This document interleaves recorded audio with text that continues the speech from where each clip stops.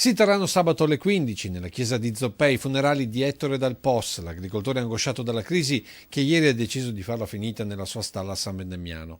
L'ennesima vittima di questa crisi, dove gli imprenditori sono lasciati soli in prima fila, il commento dalle associazioni di categoria.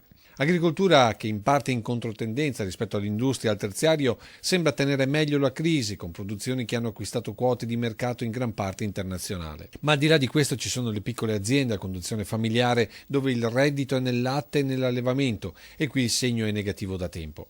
Rese sempre inferiori, con spese di mantenimento sempre più alte, avrebbero innescato nell'agricoltore un'insicurezza dapprima sotterranea, poi sempre più evidente. L'incubo era diventato il mutuo, davanti al quale forse è stato lasciato solo, come molti altri nella triste lista dei gesti estremi. L'ho definito bollettino di guerra in molti casi.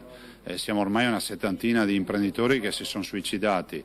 Dico solo che noi non vogliamo gettare la spugna, non vogliamo omologarci o peggio ancora rassegnarci al fatto che questo possa essere una normalità. Governatore che ribadisce la mano tesa delle regioni per chi è in difficoltà. Bisogna evitare questi suicidi, bisogna evitarlo in maniera proprio strutturale, facendo ognuno il nostro dovere. La Regione, per quel che ha potuto e può, lo fa tutti i giorni. Bisogna che tutti cerchino di dare una risposta a questi nostri imprenditori.